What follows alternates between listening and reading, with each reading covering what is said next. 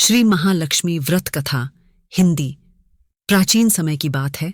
सौराष्ट्र देश में भद्रश्रवा नाम का एक राजा राज्य करता था। वह बड़ा ही पराक्रमी और प्रजापालक था। उसकी रानी का नाम सूरत चंद्रिका था।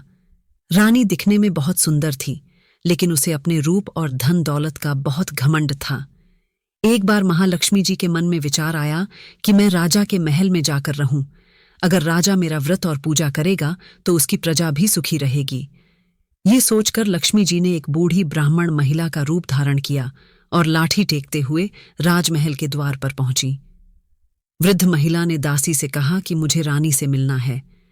जब दासी ने रानी को यह बताया तो घमंडी रानी ने गुस्से में कहा, मैं उस भिखारिन से क्यों मिलूं? उसे कुछ देकर यहां से भगा दो। रानी ने उस बूढ़ी महिला लक्ष्मी जी का अपमान किया। लक्ष्मी जी को बहुत दुख हुआ। वह बूढ़ी महिला महल से बाहर निकली। रास्ते में उसे राजा की बेटी राजकुमारी श्यामबाला मिली।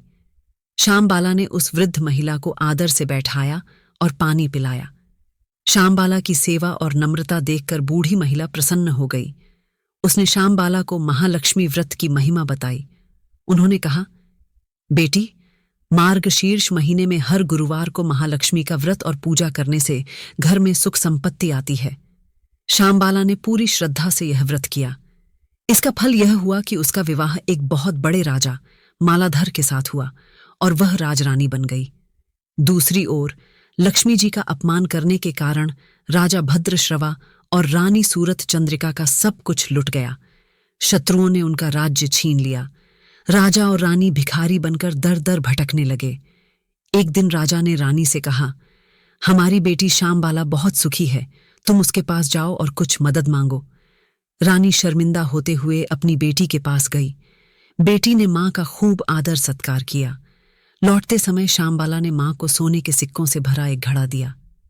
रानी को लगा कि अब गरीबी दूर होगी, लेकिन घर आकर जब उसने घड़ा खोला तो देखा कि सोने की जगह उसमें कोयले थे। रानी को बहुत दुख हुआ। कुछ समय बाद श्यामबाला अपने मायके आई। उसने देखा कि उसके माता पिता बहुत कष्ट में हैं। उसने अपनी मां से पूछा, मां, तुमने महालक्ष्मी का अपमान किया था, शायद इसीलिए यह दशा हुई है। तुम अब पश्चाताप करो और मार्गशीर्ष के गुरुवार का व्रत करो। रानी ने अपनी गलती मानी। जब मार्गशीर्ष का महीना आया तो रानी ने पहले गुरुवार से ही नियम पूर्वक उपवास और पूजा शुरू की। उसने पूरी श्रद्धा से महालक्ष्मी की आराधना की।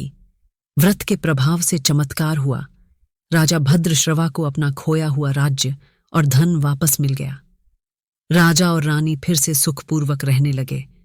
हे महालक्ष्मी माता, जैसा आपने रानी सूरत चंद्रिका और श्यामबाला को फल दिया और उनका भंडार भरा, वैसा ही इस कथा को पढ़ने और सुनने वाले सभी भक्तों का भंडार